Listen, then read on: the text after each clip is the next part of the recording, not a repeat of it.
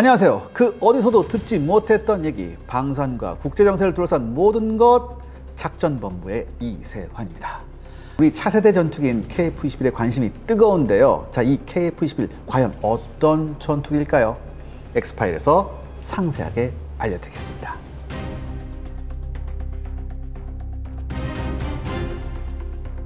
보통 우리 KF-21 얘기하면 뭐 4.5세대 전투기, 그래서 5세대가 아니어서 굉장히 아쉽다 이런 얘기를 굉장히 많이 해요. 우리 KF-21은 지금 현존하는 굉장히 첨단의 센서들을 다 갖추고 있습니다. 우리가 4.5세대라고 분류하는데 4.5세대면은 이제 뭐 레이더에는 대충 걸려요. 레이더에 걸리는데 제가 관계자한테 들었습니다. 겉보기에는 스텔스 전투기하고 똑같이 생겼는데 이거 4.5세대인가요? 라고 물어보니까 제조사 관계자가 저한테 그랬습니다. 좀 자존심이 상한다. 4.5세대 말고 4.75세대로 좀 해달라. 이렇게 저한테 얘기했거든요. 그만큼 저피탐성이 굉장히 뛰어난 그런 전투기입니다. 4.5세대임에도 불구하고 레이더 크로스 섹션 딱 잡아보면, 레이더로 잡아보면 깜짝 놀란대요. 그 정도로 저피탐성이 굉장히 좋고요. 그다음에 각종 첨단 센서가 달려있고 비행 조정 성능도 굉장히 좋습니다. 여러분, 근데 여기서 중요한 게 이게 있어요. 이 4.5세대 전투기를 만들 수 있는 나라가 몇 나라나 될 것 같아요? 없어요. 예전에는 이 항공산업은 완전 영원한 레드오션이었습니다. 미국, 프랑스, 러시아 이 세 나라가 잡고 있었어요. 그 다음에 영국이 뭐 이상한 거 하나 만들었었고, 그 다음에 스웨덴도 뭐 4.5세대 그리펜이라는 거 이런 거 만들었는데 엔진은 또 미국 거 써야 되고 어쩔 수 없었죠. 그러니까 완벽하게 이 4.5세대 전투기를 만들 수 있는 나라는 미국, 프랑스, 러시아. 그리고서 2000년대에 들어와서 이제 중국이 여기 들어왔죠. 그래서 중국이 이제 J-20이라는 5세대 전투기까지 내놨어요. 전 세계적으로 봤을 때 이 4.5세대 이상의 전투기를 만들 수 있는 나라는 5손가락에 꼽을 수 있을 정도예요. 그런데 여기에 지금 우리나라가 드디어 진입을 했다는 거죠. 그런 의미에서 이 KF-21 전투기는 굉장히 우리나라한테 기념비적인 그런 전투기입니다.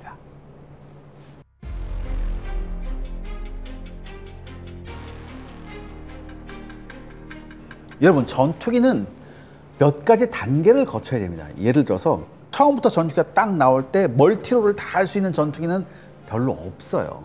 그렇기 때문에 처음엔 공대공으로 가고 난 다음에 그 다음에 이제 지상 공격 능력도 부여하면서 이제 멀티롤 전투기로 가는 건데, 그래서 우리나라 KF-21은 블록 1은 공대공, 블록 2는 공대지까지 가능한 멀티롤, 그리고 블록 3에서 5세대 전투기로 완벽하게 진화를 하는 겁니다. 그렇다면 블록 1과 블록 2는 팔 수도 없고 돈이 안 되는 거냐? 그렇진 않아요. 블록 1은 일단 우리 공군이 공대공 수요가 굉장히 많습니다. 그렇기 때문에 블록 1도 우리 공군한테 배치가 되고요. 그 다음에 우리하고 합작하고 있는 나라가 있죠. 인도네시아. 인도네시아도 우리 블록 1을 이제 구매하기로 돼 있고요. 그 다음에 블록 2로 들어가서 이제 멀티롤 전투기 때문에 여기서부터는 다른 4.5세대 멀티롤 전투기하고 경쟁을 해야 합니다.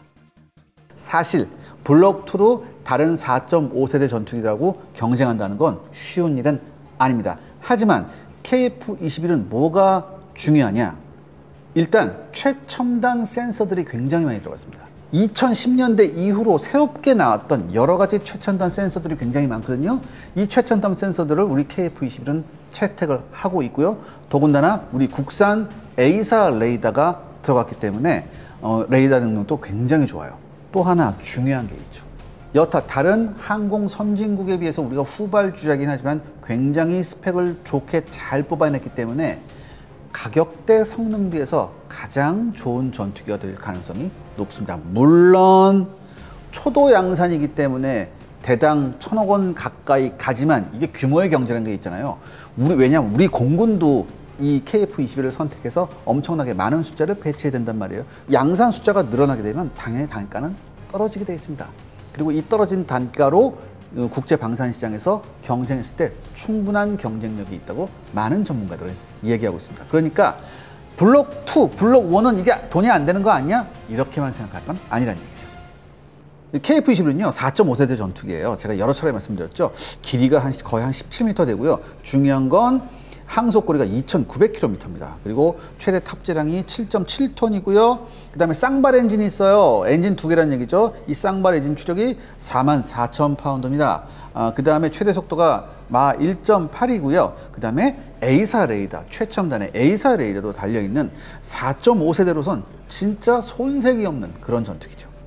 이런 게 있죠. 왜 예전 이거 KF-20보다 훨씬 먼저 나온 애들 다 마 2가 넘는데 왜 이거 마 1.8밖에 안 돼? 라고 이렇게 말씀하실 수 있는데, 여러분 요즘에는 이 비행기 속도가 그렇게 중요하지 않습니다. 전투기 속도가. 왠지 아세요? 멀리서 보고 먼저 쏘는 게 중요하기 때문에 뭐가 중요하냐면은 레이더 성능이 훨씬 중요해요. 그리고 최대 속도 마 2라는 게 뭐냐, 애프터버너를 팍 켜가지고 쫙 날아가요. 아주 순간적으로 빠르게 날아가는데, 근데 이러면은 연료가 홀라당 금방 닿았습니다. 그래서 이 마하 2.2, 뭐 마하 2 넘는다, 이게 결코 좋은 게 아니에요. 중요한 건 뭐냐면 전투 지역에 먼저 도착해서 먼저 고도를 확보한 이후에 잘 보면서 멀리서 공격할 수 있는 능력, 이게 중요한 겁니다. 그렇기 때문에 현대 전투기는 마하 2 이게 중요하지 않아요. 당장 F-35도 마찬가지고 F-18도 마하 2를 안 넘거든요. 그러니까 우리 KF-21이 이제 양산이 됐잖아요. 양산되고 나서 우리 공군에 완벽하게 배치가 되면서 동시에 수출도 이제 시도하거든요. 그런데 이 수출 시장에서 가장 우리의 KF-21하고 많이 맞부딪힐 게 바로 라팔입니다. 라팔이에요. 근데 이 라팔의 이 최대 이륙 중량이나 우리 KF-21의 최대 이륙 중량이나 별로 크게 차이가 안 나요. 그리고 라팔도 최고 속도는 1.8이에요. 마 1.8이에요. 근데 라팔이 무서운 게 있죠. 이 라팔은 얘네들은 이게 자국산 엔진이거든. 얘가 슈퍼 크루즈가 가능해요. 쉽게 말해서 마하 1.4로 슈퍼 크루즈가 가능해요. 슈퍼 크루즈란 건 뭐냐면 여러분들, 애프터버너를 확 키지 않고도 빨리 가는 능력이거든. 이게 마하 1.4로 스테디하게 갈 수 있다는 얘기야. 이게 슈퍼 크루즈 기능인데 우리 KF-21은 이 슈퍼 크루즈 기능은 없어요. 없어요. 어쩔 수 없죠. 하지만 피탐성 면에서는, 적 레이더에 걸리는 피탐성 면에서는 우리 KF-21이 훨씬 나은 기종입니다. 그렇기 때문에 이 라팔이 앞으로 이 국제 글로벌 방산 시장에서 이 KF-21하고 굉장히 많이 부딪힐 것 같아요. 어떤 분은 이런 얘기하죠. 라팔이 문제가 아니라 F-16V하고 일단 어떻게 경쟁해야 돼? 그것도 문제다. 근데 물론 맞아. 이 전투기를 사려고 하는 나라는 대부분 검증된 전투기를 사려고 할 거예요. 우리 KF-21은 비록 지금은 4.5세대고 그 다음에 블록 2에서 이제 공대지 능력을 확보하고 블록 3로 가면 완전 5세대로 이제 진화를 할 예정입니다. 그런데 여러분 생각해 보세요. 5세대 전투기를 확보하려고 하는 나라들 중에 많은 나라들이 미국제 전투기를 사려고 하는데, 정치적인 여건상 미국제 전투기를 구매하지 못할 경우가 굉장히 많아요. 예를 들어 봅시다. 중동에 사우디하고 UAE가 있죠. 이 사우디하고 이 UAE는 사실 미국제 무기로 도배된 나라인데, 이 나라들은요, 여러분들 미국제 4.5세대 전투기 혹은 유럽제 4.5세대 전투기를 보유하고 있지만 5세대 미국제 F-35 같은 5세대 전투기를 보유하는 게 굉장히 힘들어요. 왜 그러냐? 미국제 5세대 전투기인 F-35A를 확보하고 있는 이스라엘이 미국한테 압력을 넣습니다. 다른 우리 주변의 다른 중동 국가들한테, 다른 아랍 국가한테 5세대 전투기를 안 팔았으면 한다. 근데 여러분 아시죠? 이 미국 내에서도 유대인의 이 커뮤니티, 유대인의 그 정치력이 굉장하잖아요. 그렇기 때문에 미국이 못 팔았어요. 그럼 사우디 입장에서, UAE 입장에서 굉장히 기분 나쁘겠죠. 야, 우리도 5세대 전투기 가져야 되는데 미국 거 못 가져? 오케이, 그럼 어디 거 가질까? 라고 해서 눈을 돌리는 데가 어디예요? 첫 번째, 러시아였어요. 하지만 여러분들, 이번 러시아 우크라이나 전쟁에서 러시아제 비행기들, 러시아제 전투기들이 완전히 뽀록이 났죠. 러시아 탈락. 두 번째 뭡니까? 중국이 눈에 딱 들어옵니다. 중국이 눈에 딱 들어왔는데, 중국은 자국산 J-25세대 전투기는 판매를 안 해요, 해외. 하지만 얘보다 한 단계 조금 다운그레이드 버전이 있습니다. J-35라고. 얘는 지금 적극적으로 판매 시장에 내놨어요. 그런데 다른 건 몰라도 전투기는 중국제가 사기 싫어한단 말이에요. 아랍 애들도. 야, 왜 이게 있어? 이집트하고 뭐 UAE하고 중국이 한번 비행기를 팔았거든요. 야, 이거 뭐 AS도 안 되고 성능도 이상한데. 야, 다른 건 다 사도 이런 거 있지. 야, 이거 중국산 전투기 저건 험한 거야. 그래서 안 살라고 그래요. 안 살라고. 그 다음에 5세대 들어온 나라가 어디야? KF-21 들어온다니. 쟤네가 2030년도부터 5세대로 진화하는데 그럼 저거 살까? 이렇게 생각이 가는 거예요.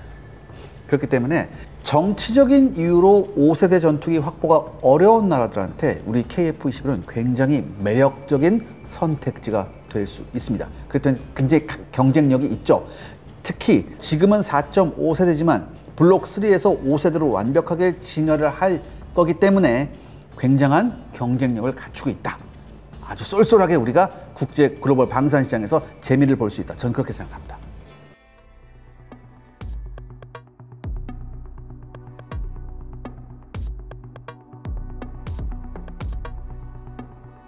라팔이 1999년에 처음 런칭된 전투기예요.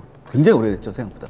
1999년에 처음에 런칭돼서 프랑스 공군하고 계약을 했는데 그 이후부터 이 라팔이 해외 수출되기까지 기간이 얼마나 걸렸는지 아십니까, 여러분들? 13년이 걸렸어요. 그동안 라팔에 대한 별명이 뭐였냐? 라팔아 8년이 이거였어. 근데 2012년에 드디어 인도가 라팔을 수입하면서 첫 번째 물고가 터지니까 그 다음부터는 라팔이 날개도 친 듯이 팔립니다. 특히 이번 러시아 우크라이나 전쟁 때 러시아의 형편없는 전투기 때문에 앞으로 4.5세대 전투기 시장에서 라팔이 굉장히 좋은 스코어를 올릴 가능성이 높습니다. 그렇다면 우리 KF-21은 어떻게 해야 될까? 일단은 여러분들 이 KF-21 얘기를 하기 전에 뭘 수출했었죠? 경전투기 FA-50을 수출했었습니다. FA-50 수출된 나라가 굉장히 많죠? 필리핀, 태국, 그 다음에 뭐 인도네시아도 있고 말레이시아, 그 다음에 이집트 이렇게 등등등등 뭐 셀 수 없이 많이 갔는데 중요한 건 이들 나라의 평가가 한결같이 이거였습니다. 엄청나게 좋았어요. 특히 여러분 무슨 일이 있었냐면 여러분 아시죠? 인도네시아하고 말레이시아는 앙숙관계예요. 근데 말레이시아가 이 훈련기 사업을 하면서 굉장히 앙숙관계한테 인도네시아한테 물어봅니다. 야, FA-50 써보니까 어때? 최고야. 그래서 말레이시아가 FA-50, T-50을 선택하는데 결정적인 역할을 줬어요.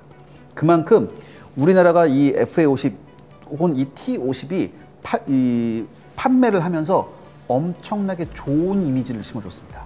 그리고 AS도 완벽했고요. 후속 군수 지원도 완벽했었어요. 그 다음에 전투기는 파는 것뿐만 아니라 팔게 되면 뭐예요? 훈련도 시켜줘야 되거든요. 이 프로그램 또한 완벽했습니다. 그리고 절충교육도 굉장히 후하게 해줬어요. 이런 거 덕분에 같은 제조사가 만든 FA-50을 선택한 나라들이 우리 KF-21을 선택할 가능성이 굉장히 높아요. 왜?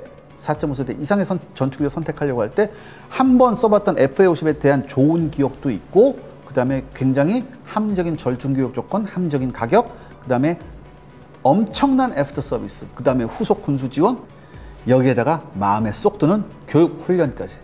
이보다 더 좋은 게 없습니다. 어디 있어요? 여러분, 프랑스 라팔이 지금이야 정신 차렸지 예전에 팔 때 양아치짓 많이 했어요. 우리는 적어도 양아치짓은 안 하거든. 그렇기 때문에 FA-50을 선택한 나라들이 KF-21을 다시 선택할 가능성이 굉장히 높습니다. 물론 우리가 그만큼 노력 많이 해야겠죠.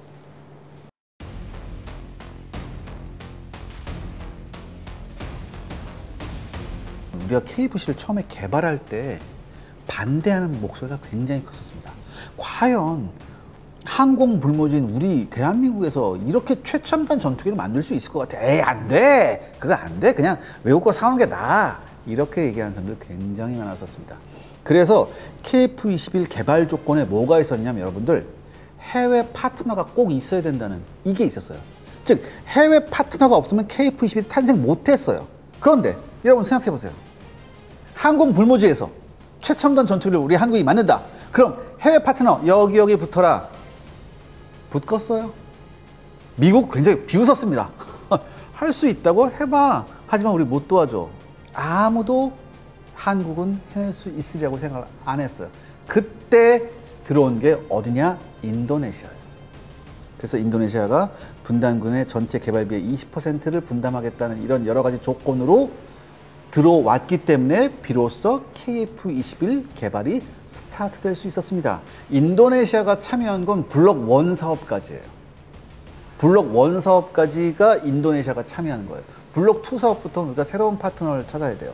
그런데 이런 얘기가 많이 있었죠. 인도네시아가 분담금도 안 내고 하니까 야, 아예 인도네시아하고 끊어버리고 인도네시아 대신에 다른 외국 파트너를 들어오는 게 낫지 않냐 이런 얘기가 있었어요. 그런데 여러분 이거는 조금 힘든 얘기입니다. 왜냐하면 여러분 만약에 인도네시아를 배제하고 다른 국가를 블록 1 파트너로 다시 들어왔다? 그러면 계약을 처음부터 다시 해야 됩니다. 그럼 인도네시아가 했던 그 계약대로 얘네들이 해줄까요? 아닐걸요? 훨씬 더, 야, 인도네시아 떨어져 나가고 우리가 대신 들어와 줬으니까 우리한테 더 메리트가 있어야 될 거 아니야? 이렇게 하면서 훨씬 더 안 좋은 조건을 우리한테 내걸 가능성이 훨씬 더 많습니다. 그렇기 때문에 현실적으로 블록 1까지 개발 계약이 완료된 그런 인도네시아를 지금 여기서 배제시키는 건 굉장히 힘들죠. 그 다음에 인도네시아 분담금 문제도 있는데 이 분담금을 제대로 내지 않는 거 정말 우리로선 진짜 막 열뻗친 일이죠. 돈도 안 내면서 뭐 기술을 다 어떻게 이거 기술에 이거는 아니다 이렇게 해서 막 화가 나는데 우리나라 바보가 아닙니다, 여러분들.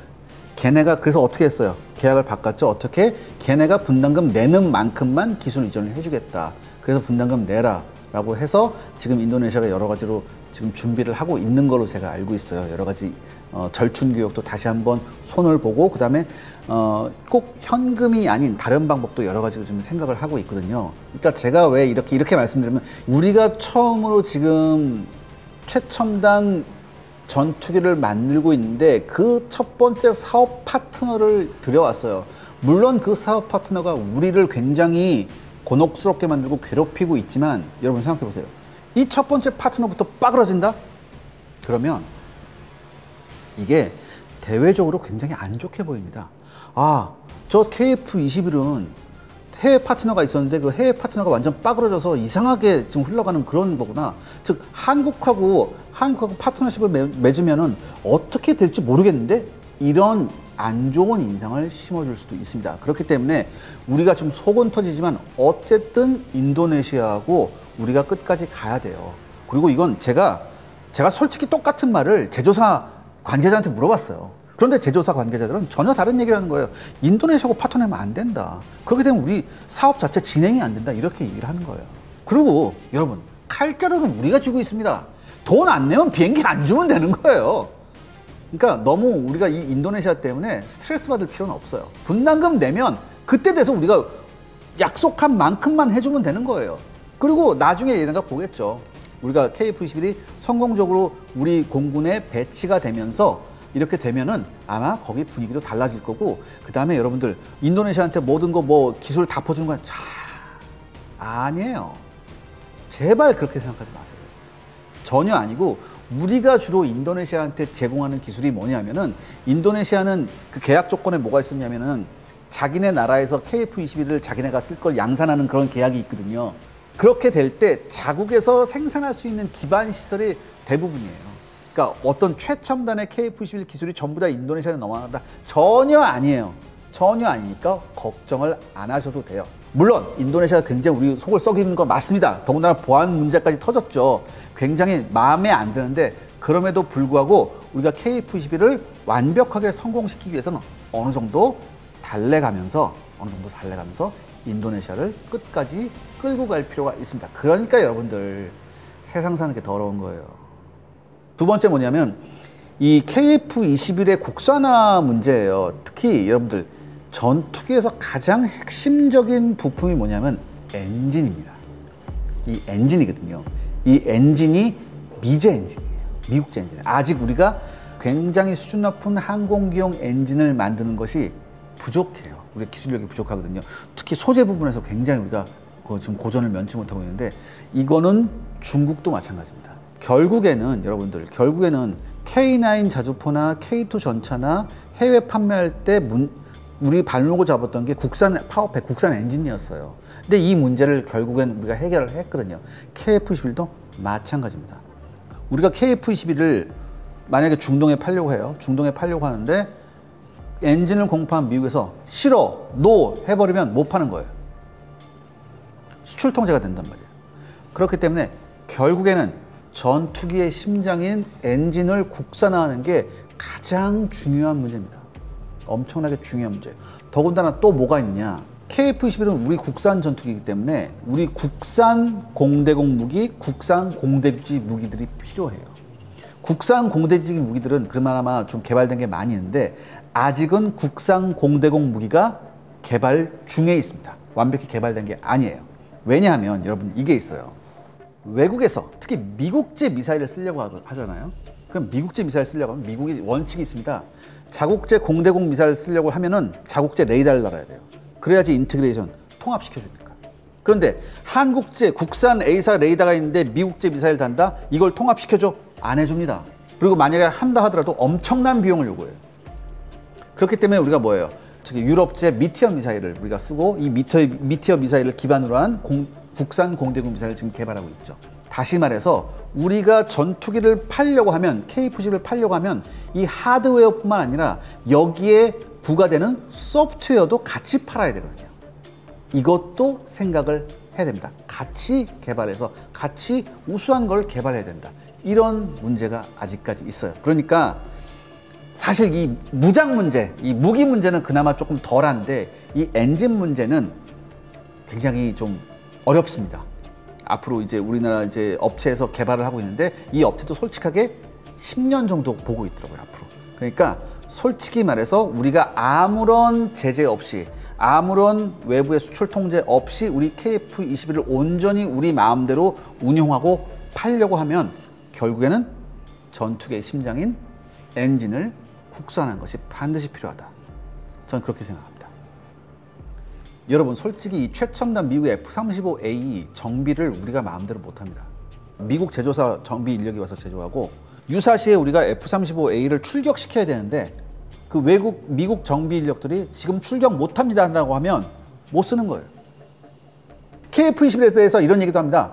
미국이 굉장히 처음에는 만들 수 있겠어? 한번 만들어봐. 안 될 거 이렇게 했다고. 하지만 KF-21이 런칭되고 난 다음에 미국 주요 항공 관계자들은 경악을 금치 못했습니다. 이건 진짜예요. 저 정도 수준의 전투기가 나왔다고? 진짜? 모양도 저렇고 뭐 레이더 크로스 섹션도 저 정도 수준인데 저 정도로 난다고? 그 다음에 테스트했는데 테스트 지연 없이 온 스케줄로 항상 테스트가 완벽하게 됐다고? 이건 여러분들 솔직히 말해서 세계 항공 역사상 유례가 없는 거예요. 물론 그 과정에서 수많은 우리나라 엔지니어들이 갈려나갔겠죠. 근데 여러분 지금 보세요. 지금 F-35A는 지금 런칭된 지가 언제예요? 뭐 많은 국가에 수출되고 지금 미 공군, 해군, 그 다음에 해병대도 쓰고 있는데 아직까지 소프트웨어 수정을 하고 있어요. 아직까지 개발이 완료 안 됐다는 거고. 그런데 우리는 그런 거 없이 온 스케줄로 모든 테스트를 통과하고 이렇게 됐다. 이건 경이적입니다. 그렇기 때문에 우리 국민들께서 이 KF-21에 더 많은 힘을 실어주셔야 돼요. 그리고 하나 아쉬운 건 KF-21의 초도 양산 숫자가 반토막이 났죠. 제가 이거에 대해서 굉장히 비판을 했는데 어쩔 수 없습니다. 뭐 이렇게 된 이상 이거 받아들이고 하지만 이 다음에 양산 숫자는 우리가 반드시 복원이 되어서 이 KF-21이 정상적으로 우리 공군에 제대로 전력화가 되는 것이 굉장히 중요하다고 생각합니다. KF-21을 정상적으로 전력화시켜서 잘 우리 영공을 수호하고 있다. 이런 모습을 해외에다 보여줘야지 걔네들이 사겠죠. 우리 공군도 안 쓰는 걸 걔네가 왜 사겠어요. 이러기 위해서는 우리 국민들의 많은 KF-21에 대한 성원과 사랑이 있어야 됩니다. 자, 작전본부 엑스파일 오늘은 KF-21에 대해서 알아봤습니다. 물론 속이 뒤틀리는 부분도 좀 있지만 이 정도면은 굉장히 잘 뽑힌 겁니다. 여러분 기억해 주세요. 다음 주에는 새로운 엑스파일로 찾아뵙겠습니다. 감사합니다.